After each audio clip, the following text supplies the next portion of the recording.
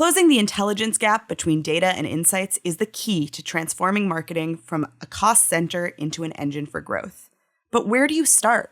Find the answer in Zeta Global's latest playbook, Driving Growth in the AI Era. Download today at the link in our show notes. Hello, listeners. Today is Wednesday, February 26th. Welcome to Behind the Numbers, Reimagining Retail, an e-marketer podcast made possible by Zeta Global. This is the show where we talk about how retail collides with every part of our lives. I'm your host, Sara Lebow. Today's episode topic is our February unofficial Most Interesting Retailers of the Month list. We should really make that shorter, but we won't. Joining me in the studio, we're all in studio today, rare episode. Joining me is, first up, Arielle Feger. Hey, Arielle. Hi, thrilled to be here. Thrilled to have you. Also with us, another analyst, it's Blake Droesch. Hey, Blake. Hey, everybody. Good to be here. And also in the room with us is our analyst, Suzy Davidkhanian. Thanks for having me. Thank you for being here. Okay, let's jump into our most interesting retailers of the month list.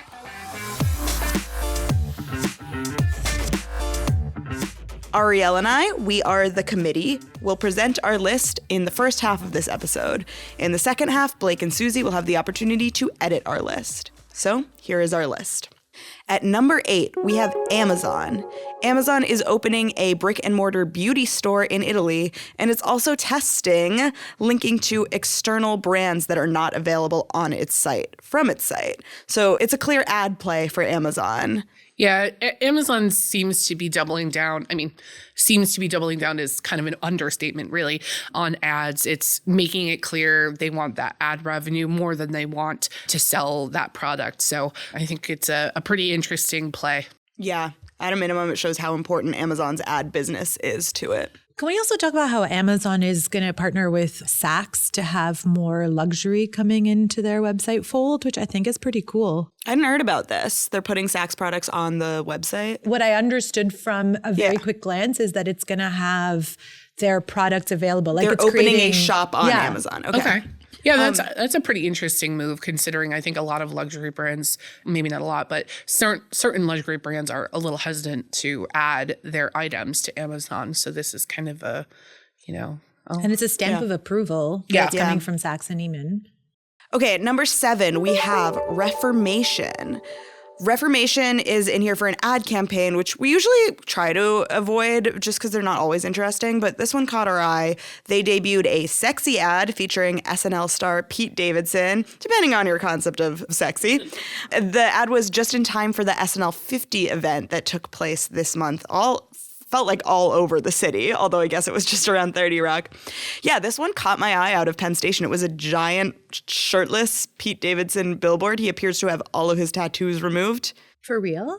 Yeah. He looked that way on the board. Yeah. And he looked that way on the SNL 50. AI, No, I'm pretty sure he got all because you could kind of see the scars, removed. Wow. Yeah. That's a big endeavor. I think the timing is just great with the SNL 50 thing. I think the tattoo removal is like a nice, is that really, like you said, like it's is earned AI, media is it for real? the out of home. So I think it's just a fun campaign. But what was the tie into Reformation? Will they remember? Do we even know we do, but do people even know who Reformation is and what they sell? I think the population they want to know them knows them. Well, it is hard to gauge if this is interesting outside of New York City, because in New York City and around where these ads, these out-of-home ads are, there are definitely people who know who Pete Davidson is and who Reformation is and where to find Reformation and that SNL 50 is happening. I don't know if all of these things are as big a deal outside of the city. Yeah, fair. Okay, number 6, Coca-Cola. Arielle, what are they up to? So they have launched a competitor to Poppy and Olipop. The prebiotic soda is called Simply Pop. It's a nod to their Simply brand. And it's, going to have some fruity flavors, pineapple mango, lime, strawberry, fruit punch, citrus punch.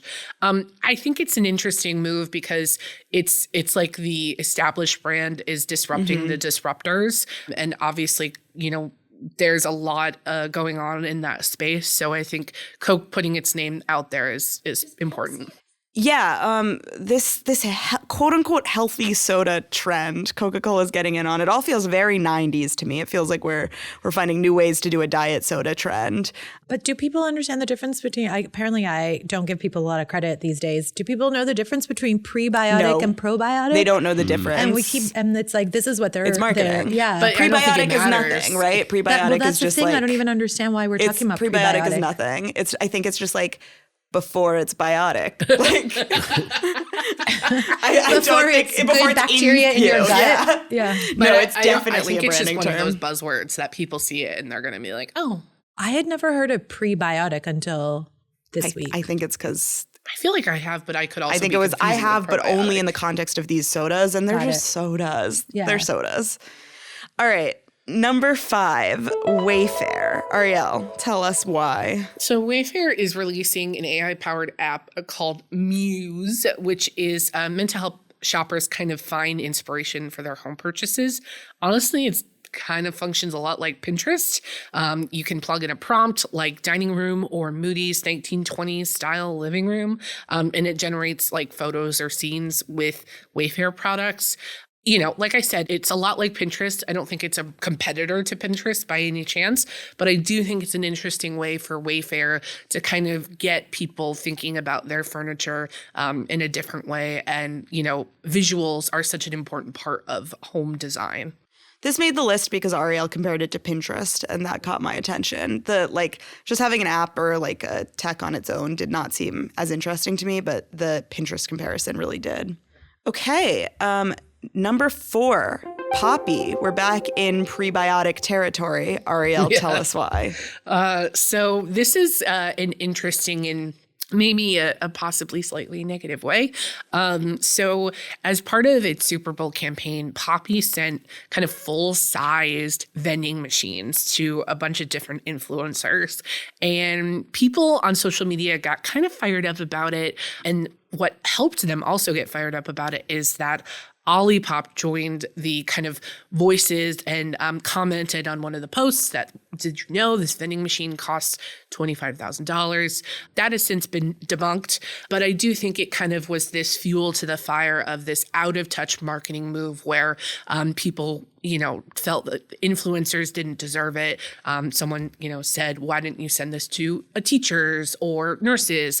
So I think it's just kind of one of those miss the mark campaigns that I think it's important to kind of just keep your eye on. Yeah, Poppy paired this up with a Super Bowl campaign that had like 2 major creators in it, Jake Shane and Alex Earl. And so that I think they were really on the like right beat with. They know that their key consumer is going to know who those people are who got huge on TikTok.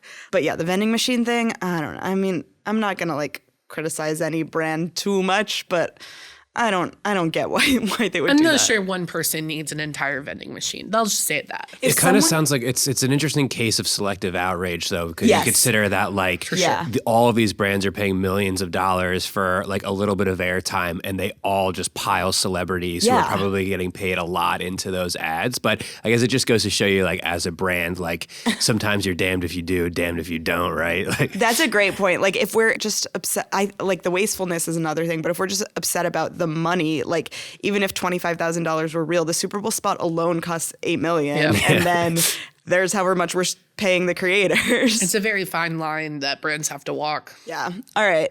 Number 3, Lidl. Lidl just launched a TikTok shop pop-up in the UK selling grocery items on TikTok.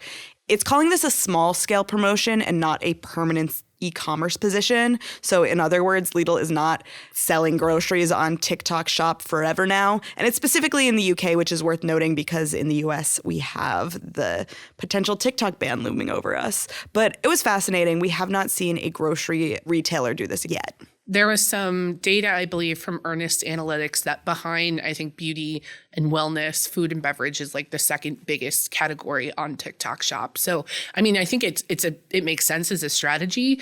Does it make sense as a full-on e-commerce play? Not really, but I think it's a fun way to kind of get some attention. Yeah. I think it's I mean, it's definitely not going to like move the needle on their e-commerce business, but it's definitely like good brand marketing if you want to reach the TikTok demographic, right? Why not be on there? Yeah, this kind of move would be interesting in the U.S. Obviously, you have the stickiness of TikTok maybe being banned, but Lidl is a brand that's been expanding in the U.S. In competition with Aldi, and I don't think they have the name recognition in the U.S. that they would want. So I'd be interested to see if they do something like this in the U.S. Because if they can get some like Trader Joe's style like viral products going on there, then they could have people visiting Lidl's. Yeah. Number 2, Walmart. Arielle, what's Walmart up to? I bought a mall. Walmart bought a mall. This is my favorite one on the list. I don't know why it's tickled me. So Walmart bought the Monroeville Mall in Pittsburgh, Pennsylvania. Fun fact, it is the site where the horror classic Dawn of the Dead was filmed. I think that's really fun. It is? Yes, it is. Wow. Wouldn't know. I've never seen a horror movie. There you go. But currently, I think tenants include Macy's and JCPenney's, Claire's, Victoria's Secret, your general mall retailers. But, I'm really curious to see what Walmart does with this space. I think Chris McGuire of Cypress Equities, who helps Walmart, scout real estate, said it's going to be a retail-driven mixed-use project. So I think it's a very interesting possibility of what Walmart will bring in, what kinds of restaurants or activities or, stores. So I am so excited about this because in Canada, Walmarts are anchor stores at the mall, but in the US, they aren't. And so it'll be interesting to see if Walmart decides that the entire composition of the mall, including how we define traffic drivers and anchor stores, will change. And then if they'll pilot here and then move on. I'm surprised at their choice of mall because it is kind of in the middle of nowhere a little bit, right? So, I think so, and yeah. it's not and maybe that's the point. It's not a class A sort of mall that is. I'm interested if they're trying to like make experiences happen, almost like the American Dream Mall in New Jersey, to make it a destination. There's been nothing said that would indicate that, but that's what I'm curious about. Or was this just like a cheap piece of real estate and Another they good needed question. it and they needed the space and they got it? Yeah, or it's more in line with what their plans are. The Mall of America, though we love that mall, or the one here in New Jersey, they're not doing well. So I think depends on how Walmart decides to quantify this purchase as a success. At number 1, we have Nike. Nike did a few things this month. They had one of my favorite Super Bowl ads, the one that featured a whole bunch of prominent female athletes. The one that was like, they say you can't do it, so do it. It was really cool to see, and really cool to see such prominent female athletes. Caitlin Clark was featured. By the way, do any of you know what Caitlin Clark's salary is? I just learned this in the WNBA. Any guesses? I do not. Less than $1 million. Oh, it's bad, huh? Yeah. $78,000 Wow. is how much Caitlin Clark is being paid in the NBA this year. NBA, pay her WNBA, more. I mean. Anyway, so it's cool to see these, historically underappreciated athletes in this ad that was a really strong ad. And then they paired that, which we didn't realize when we saw the ad, with debuting Nike Skims in partnership with Kim Kardashian's shapewear company as, really a clear play, I think, to connect with women and be a women's brand. But Skims is the one, right? The one that's like shapewear. Skims So it kind of Skims is a feels like variety of things. weird It was messaging definitely for me. yeah. It definitely started as shapewear, and the Kardashians themselves are conflicting messaging there. Yeah, I think it's an interesting play with Kim Kardashian. She's obviously so incredibly famous, but I also think, like as Suzy noted, her position is kind of controversial at times. So it is like a little bit of an interesting play. But so is Nike's. So True. We're matching controversial with controversial. Okay, so our list for the first half, we've got number 8, Amazon. Number 7, Reformation. Number 6, Coca-Cola. Number 5, Wayfair. Number 4, Poppy. Number 3, Lidl. Number 2, Walmart. And number 1, Nike. Now it's time for our second half, where Suzy and Blake get to tell us where we went wrong. Each of them will have a chance to move a brand up or down on the rankings and to add a new company entirely. So, Blake, why don't you go first and make a move? So I would pull Reformation from the list. I don't think that ad campaign really warrants a place on the interesting retailers list. I think it was already touched upon that it's probably not a super relevant campaign outside of New York City. And yes, it was like tied to the SNL 50 event. It also came around the same time as the Super Bowl, which I thought a lot of the advertising was reliant on sort of these celebrity cameos, and the creativity was really lacking. And I thought that this was sort of very similar. I also think that like Pete Davidson, no disrespect, is sort of his status is kind of waning a little bit. Wow, shots fired. I disagree. You think Pete is in the limelight? I think he's on the rebound. I think he's going all the way back up. No one watched his show and it got canceled, and he's not on SNL anymore. So I don't really think like what's he doing? No, he hasn't been on SNL in like 2 years. He went to rehab, I think. So I think that's what he was doing. Blake's move is moving Reformation down below Amazon because they're at 7 right now. Okay. The reason we put them at 7 and Amazon at 8 is because I found Amazon opening this beauty store and just having more ads pretty boring for Amazon. So I agree with you that Reformation isn't particularly exciting either, but I don't think that they should move below Amazon because I don't think what Amazon did was exciting either. But Amazon having Saks, like That's as a a good whole point. shop, That's a good is point. a pretty big deal, I think. Okay, yeah. All right, I would move Reformation to 8 then. I'm okay with moving Reformation down, even though I have a weird love for Pete Davidson. All right, Suzy. You are not alone. Suzy, what is your move? I am removing or moving down Coca-Cola because while I do think it's important to be cognizant of the movement in the market and to know about the adjacencies in your core business, I don't know that it's really interesting that Coca-Cola is launching a new product. I would argue to keep Coca-Cola where it is. I agree with you that there are definitely more interesting things happening than Coca-Cola launching a soft drink. But I think that this health-focused soda and the fact that we are now like quote-unquote health-focused soda and the fact that we are now seeing Coca-Cola, like the soda company, launching their own, shows that they clearly see Olipop and Poppy as competitors. And I think that that is what's interesting there. So what I would say is they see that everywhere you turn, soda equals very unhealthy. Ditch the Diet Cokes. People don't even say Diet Pepsi. Like doctors, when you hear the news, it's almost always ditch the Diet Coke. Even Diet Cokes aren't good for you. So they definitely need to find new products that are more. And then if you think about all the Ozempic, like all of these CPGs that are in the food business are looking for new snack sort of options. Apparently yogurt is through the roof because of all of the health crazes that are going on. So I agree in that, but is it like they're doing their job? Arielle, would you move them? I mean, I want to say no. I think it's interesting that they waited this long to do it. You know, I think that it feels very purposeful. It wasn't just a scramble to kind of protect their share. It feels like it's very purposeful. So I don't know. I mean, I agree it is part of their job, but I also think that they could be doing. They have been doing a lot. So hosting this podcast is part of my job, and I keep it interesting. There you go. So, I'm keeping Coca-Cola where it is more than anything because the two brands below it are Amazon and Reformation, and I don't think that what they did is more interesting than Coca-Cola. But I agree with your take. Okay, now it is time for our wild card, where you can both add a new company to the list. So, Suzy, what is your wild card, and where are you putting it? So I would like to start by saying I am not advocating for this brand, nor am I a staunch follower. However, I do think it's very clever that Meghan Markle, who is working and has been working with Netflix for a while now, and who is like always riding these ups and downs of waves, tried to launch, or did launch, really, American Riviera Orchard. Is this her jam company? Yes, but it was more than a jam company. It was supposed to be a lifestyle company. And within a year, they just renamed it to As Ever. They are doing a whole new branding campaign.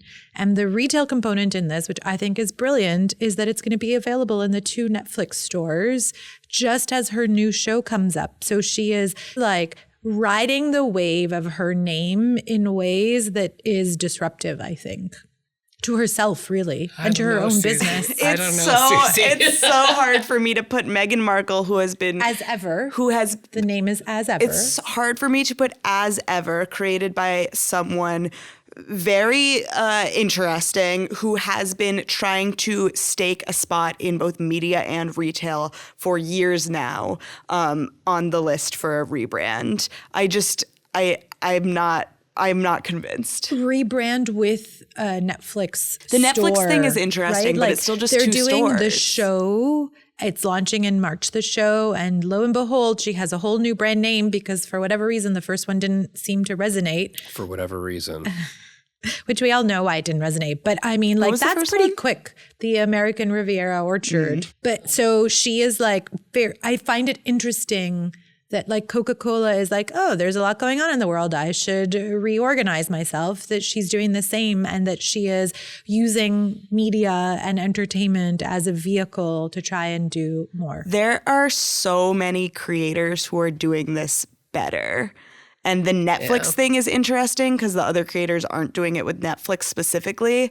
But there are so many creators that are launching products in partnership with creating media better. And it's interesting that this one is Meghan Markle, but not enough for me to put it on the list. Yeah, I just, it wouldn't be interesting if Stranger Things launched a Backpack. exactly. It's like, okay, that makes sense to me. I get why. You can tell I've only seen the pilot of Stranger Things because they're always wearing their backpacks. But that is a perfect example. I'm pretty sure they do have Stranger Things backpacks. Sorry, Suzy. I look forward to that's seeing okay. what happens in the future. I look forward to the podcast episode where we try As Ever. Yeah. We should do an episode where we Let's get try some. creator products. Actually, that'd be kind of fun. Blake, what is your wild card and where are you putting it? I think we should put CVS on the list, not like super high up, but around, I think number 8 is where I want to place them.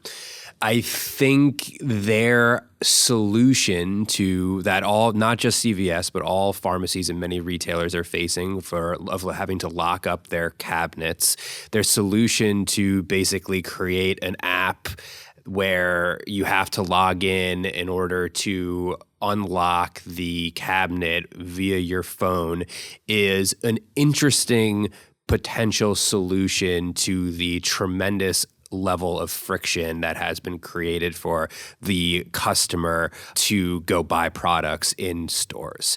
And I think, look, we could say, well, locking up all of the products inside the stores was not the solution to begin with, right? But the fact that CVS is not alone in this scenario, I think excuses it from taking the sort of the sole blame for this level of friction. And I think that the solution is actually relatively innovative because if you have the choice of shopping at one of 3 pharmacies and they are all locking up their products and one has the ability to go in and use the app, then I personally am going to choose that one. And then CVS also has, better access to my information as a loyalty member because I had to log in order to get this feature to shop. I will not go so far as calling the CVS move innovative, but that's not what we're testing here. We're saying interesting, and I do think it's interesting. So I want to say 2 caveats. One is that this technically happened in January, but it was the end of January, and we'd already made our list, so I'm going to let them be a February move. That's very gracious. Thank you. And then the other thing is, this isn't a caveat. This is my opinion. I've already said this on the podcast. I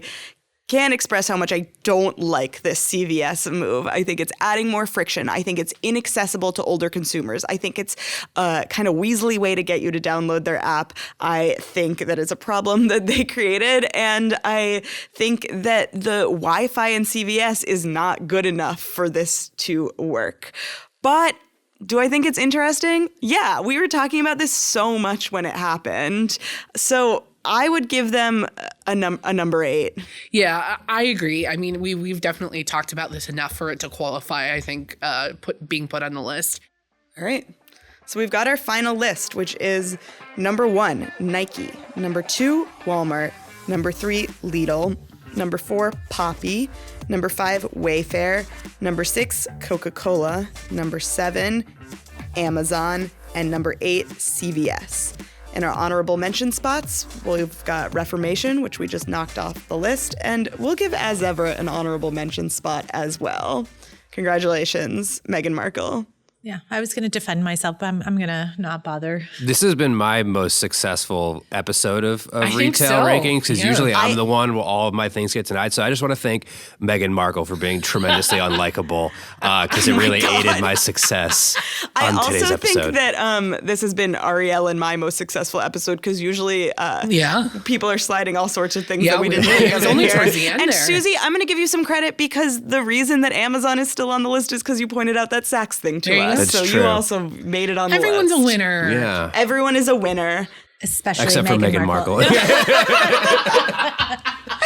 on, it's Okay, so clever. that is all we have time for today. Thank you so much for being here, Blake. Thank you. Thank you, Arielle. Thank you. Thank you, Suzy. Thank you. Thank you to our listeners and to our team that edits the podcast. We will be back next Wednesday with another episode of Reimagining Retail. And on Friday, join Marcus for another episode of Behind the Numbers, an eMarketer podcast made possible by Zeta Global.